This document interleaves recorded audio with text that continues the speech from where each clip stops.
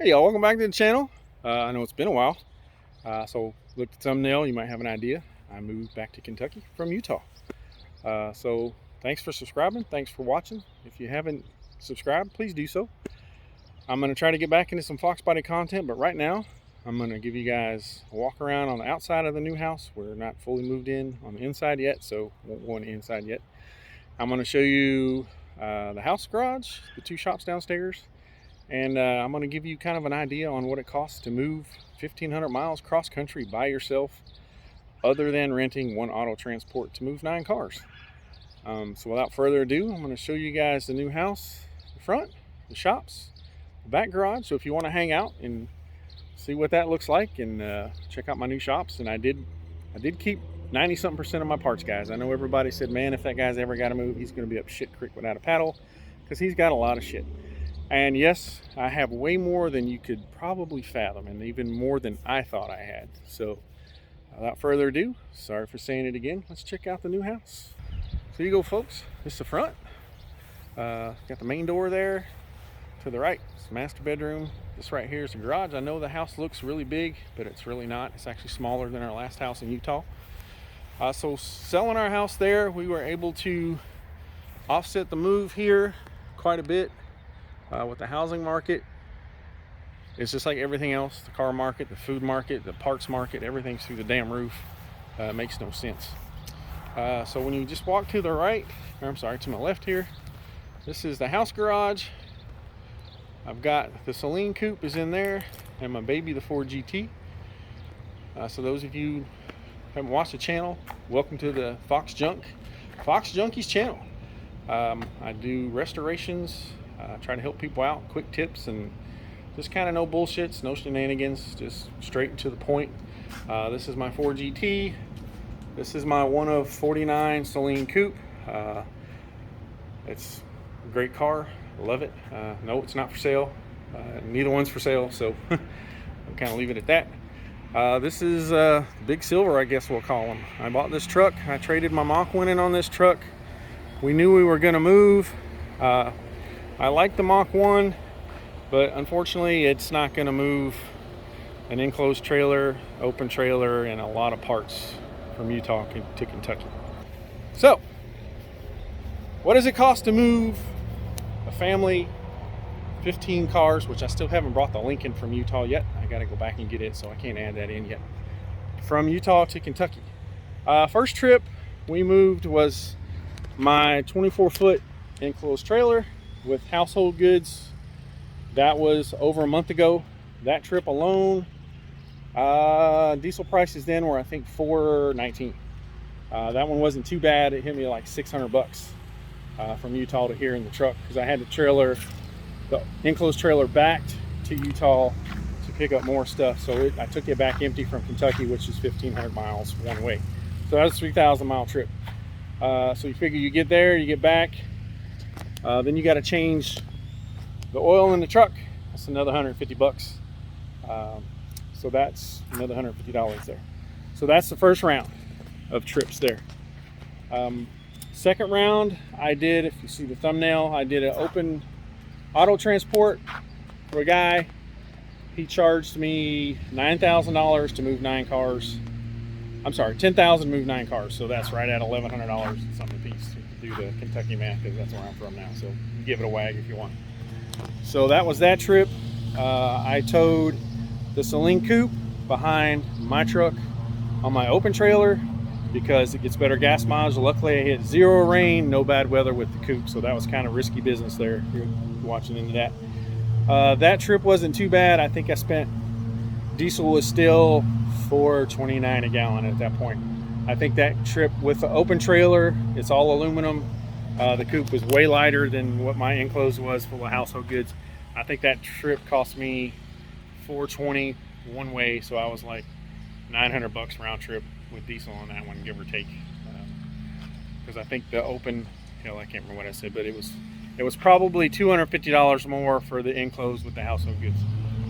So we'll fast forward. We rented one U-Haul truck after that, 26 foot. We put all our household goods in that truck. I drove that truck the first time. The wife towed Project Field Snake, which is over here. I'll show you guys the shop and updates on Field Snake. It's ready for paint, guys and gals. It's ready for paint. I do have to take the bumpers, the quarter glass, and the wing off the back, wet sand it, and spray it, but it is ready for paint.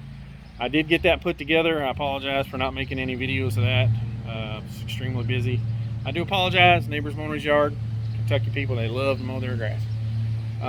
So that trip with 2 trucks and the U-Haul, let's see, 8 or probably, because we left the U-Haul here and we took my truck back, probably right at $2,000 for that trip. So that was that trip. The trip after that, I came out by myself with my silver truck, picked up my open trailer and the little blue truck, which we left here, and took it back for the last trip going back. I think I spent another 15 on that trip, something like that.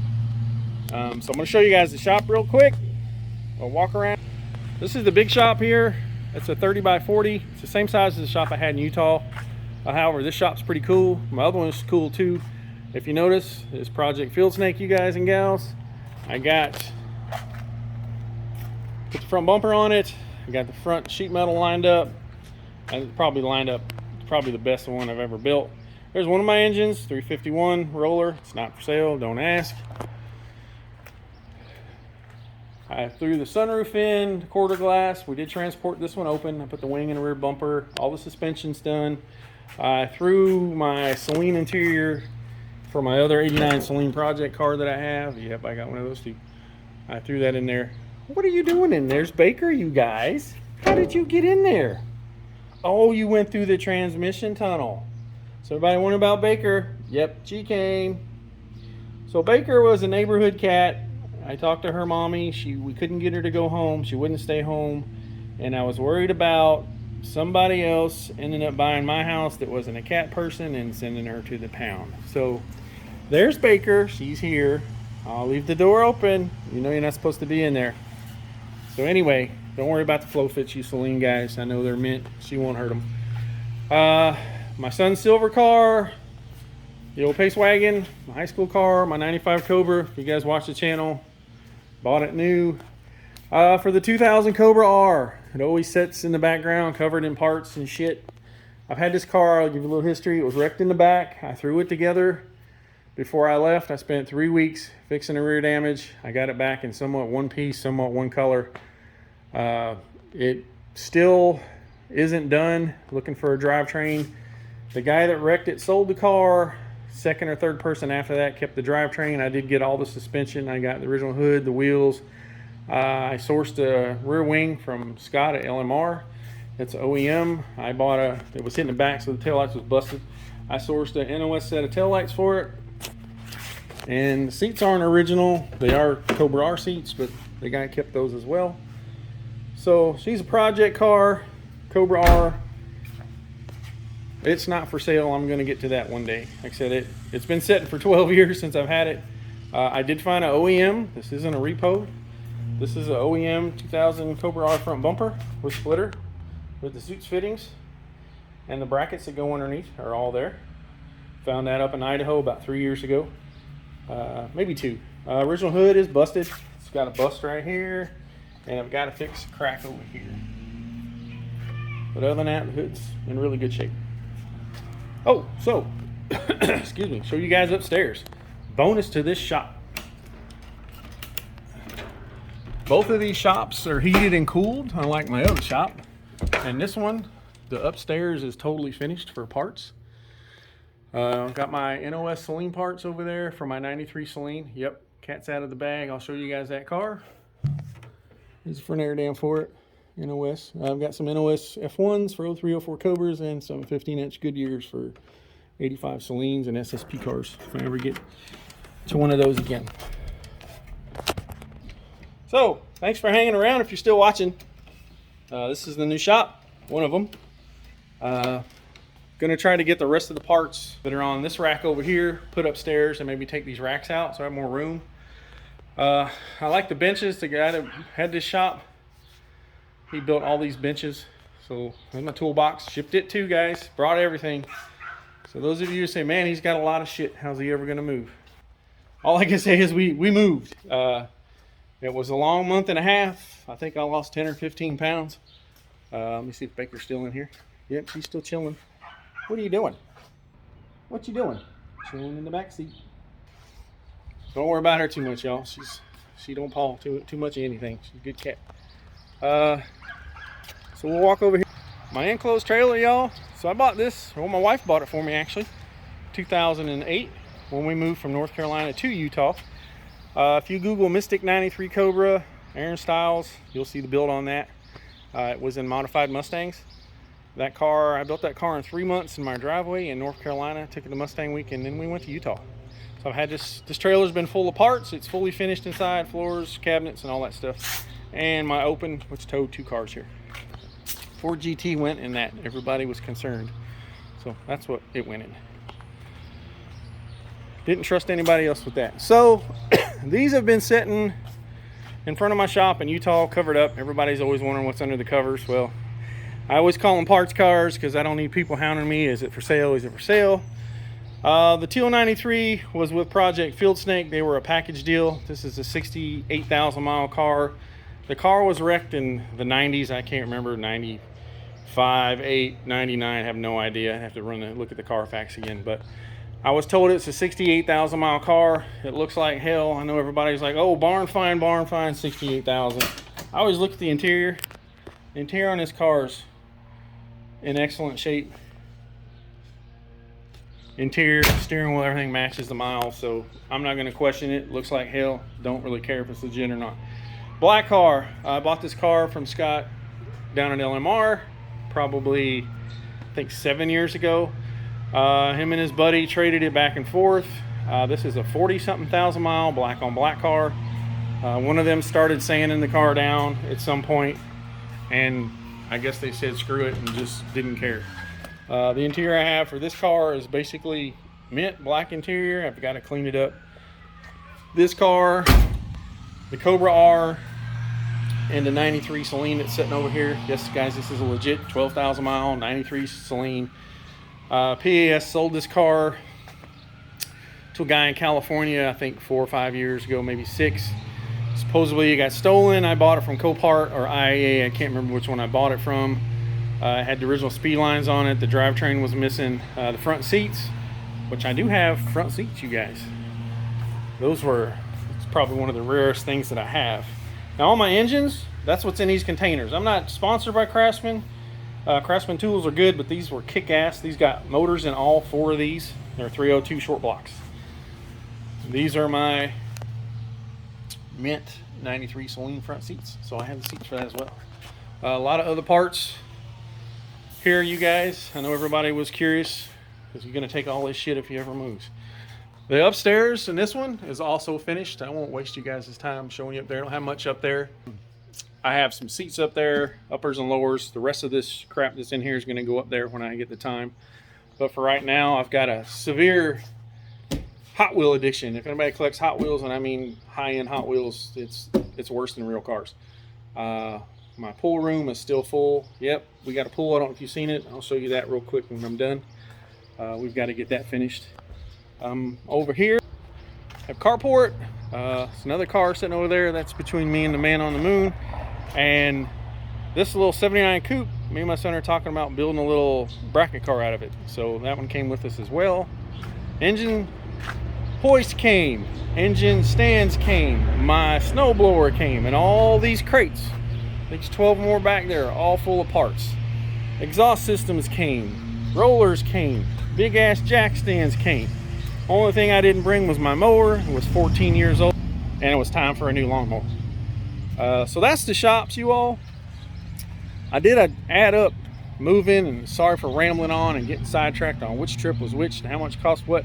But at the end of the day, a moving company wanted $50,000 for us to move here, and I wasn't paying that.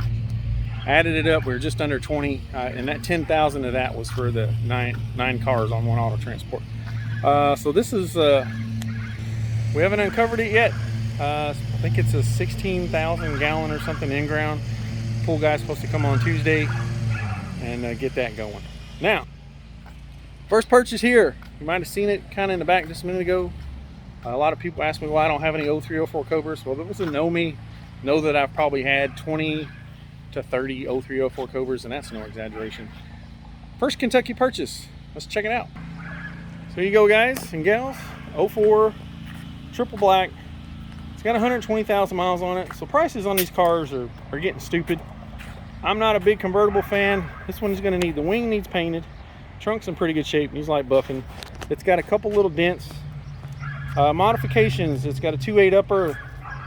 Has a 35mm idler. LFP dual pass. Junky ass JLT intake that's going to come off. Off-road X-Pipe Magnaflow catback. SVE 10th anniversary wheels, 10.5s with 315s in the rear. And like I said, it's triple black.